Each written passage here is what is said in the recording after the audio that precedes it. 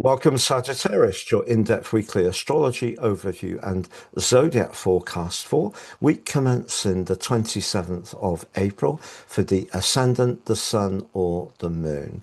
Going to share with you the big themes of the week ahead first, then on screen, your event chart. As we come into the week, always provides an influential backdrop.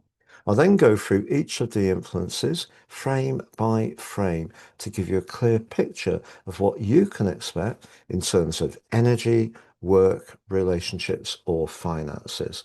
I'm astrologer Patrick Arundel. A very warm welcome. If you've yet to subscribe to my channel, please do so now to help it to continue to thrive. But please also click or tap the bell notification symbol. As last week came to a close, first Venus and then Uranus, that electric energy, moved into your sector of relating. In astrology, particularly on YouTube, a lot of focus goes on the ascendant, but the descendant is just as influential, but just in a different way. The chances are, over the next year, you're going to enjoy some sparkling encounters with all sorts of different people. Could be socially, could be through your work, it could be romantically, but it definitely won't be dull. But also, as we come into this week, Sagittarius, the Sun and Pluto at the weekend forge one of astrology's most testing right angles because the sun in the sign of Taurus is very much about your physical routines and also your vitality. Pluto's about how you think. Something could have wound you up a little bit over the weekend, and it may still be to the fore as we come into this new week. Later on in the week, we do have a full moon, but it's a full moon in a very tender location for you, the 12th house, and also in a sign which can be a little bit anxious, and also some kind of revelation could be about to come out. By the end of the week, however, Mercury, the planet of communication, which has been in a very passionate, creative part of your scope, moves into an area which is very good for detailing something that I think at times can be a little dull for you, but there can be something that Mercury helps to clarify as the week draws to a close. So on the screen now, your event chart, and there's Uranus and Venus in that conjunction. Now, it is true that in an existing relationship, that's pushing us to try to just reinvent it a little bit. We may have familiar patterns that are very comforting, but rather like a pair of old slippers, they can get a bit worn. So even if you're with someone you really like, try to surprise them. You may even feel a bit provocative because Uranus could enjoy that. But certainly, if you do want to connect to people more, this is a fabulous duo to trigger that, not just this week, but over the next year. But also, there's the sun in that sixth house, which is asking you to be very conscious of your obligations, your commitments, and because Pluto's in a very outspoken part of your chart in terms of your ideas, if you feel someone's putting on a bit of leverage there or being a bit picky, it could really be very frustrating. Now, your ruling planet, Jupiter, continues in a fantastic sector through to the end of June for long-term or shared or business finances, but it is in a square with the ruler of the sign of Gemini, Mercury, as we come into this week in the fifth house of speculation. And that can be an aspect where we can be a little bit overconfident, but certainly can give us a lot of enthusiasm. So your passion for an idea can be good, but that detailing is very important too. Now, purely about the romantic dimension, Venus in that seventh house can encourage us to let go of little niggles and to celebrate the things we have in common. So to seek harmony. But the host Gemini likes quite a lot of mental stimulation. So a bit of jesting will certainly go a long way. But in her link to Neptune in your fifth house of romance, that really is absolutely lovely. So if someone has just come into your world and you're really finding them sparkling, effervescent, and irresistible, just be aware that Neptune in the sextile with Venus can be very lovely, but it is important to just decipher with Neptune's potential for distortion whether it is truly for real.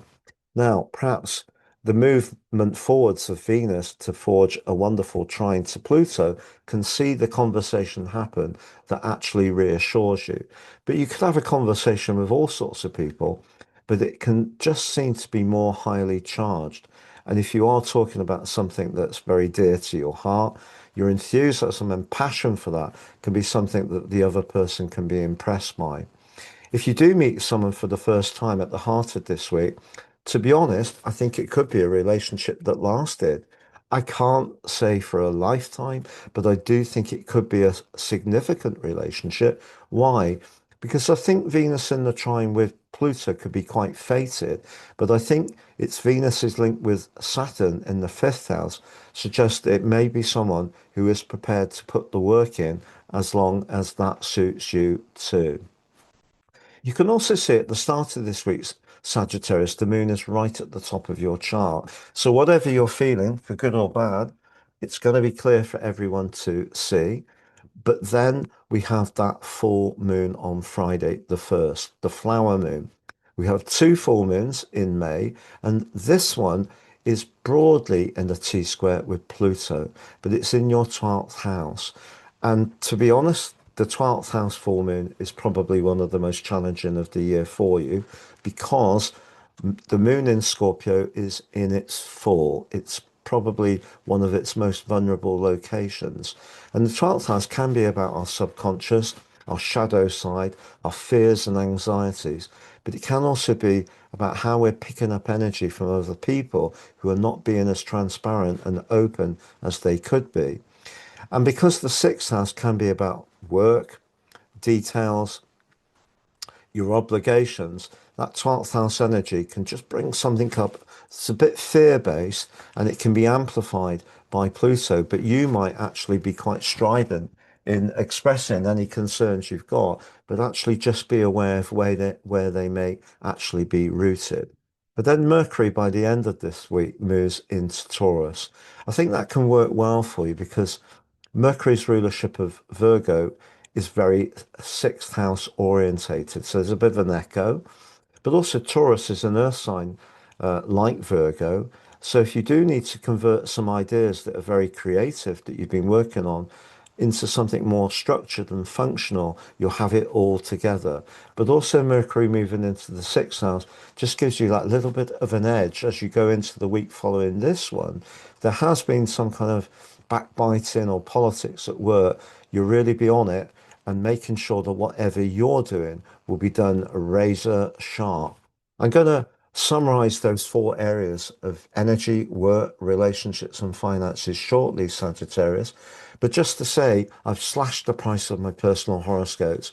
You can now get three for the price of one. The one you buy is your life roadmap, which helps you to understand the patterns that are played out in your life so far, get a more intimate understanding of them, but also manage your future life in a more informed way. The two free charts, your 12 months transit forecast, but also your draconic life karmic portrait. Very, very intriguing part of astrology. And you pay for one and get the three in total. Why? Because I know people are feeling the pinch, but also I'm very passionate about sharing natal astrology with as many people as possible because it's where we really get to understand what this fascinating subject is truly about, but how it can truly liberate us through that knowledge. If you've yet to watch your May monthly forecast, it's on the screen. Your Uranus deep dive for 1 year on the screen. If you'd like to work with me directly, please see the link below. Check out my testimonials. Be a pleasure.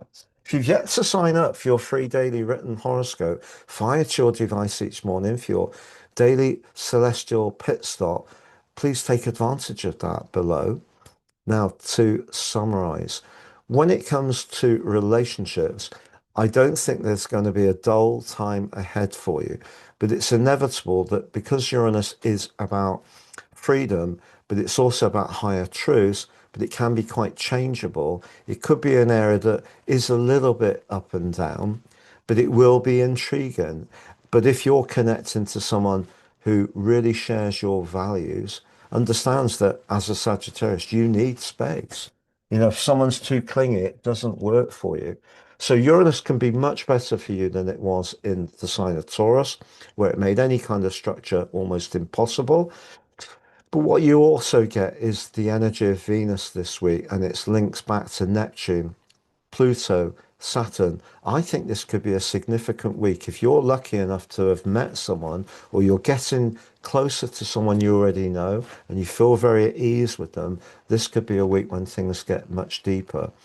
Energy wise, I think that full moon could be a little testing on Friday, particularly if there is an atmosphere at work or people aren't perhaps as open and forthright as you can be. So if you're dealing with some office politics, that could be a little bit dispiriting from Friday towards the end of the week.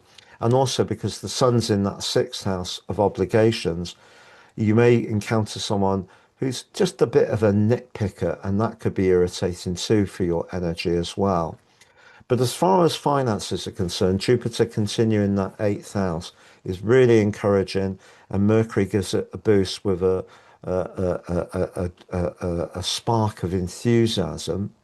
But when it comes to work in a generalistic sense, I think Mercury's move at the very end of the week into that sixth house will help you to just make sure that any details that may have been missed can just be tied up in a very helpful way to you. It's been great to be with you, Sagittarius. Wishing you all the best for this week.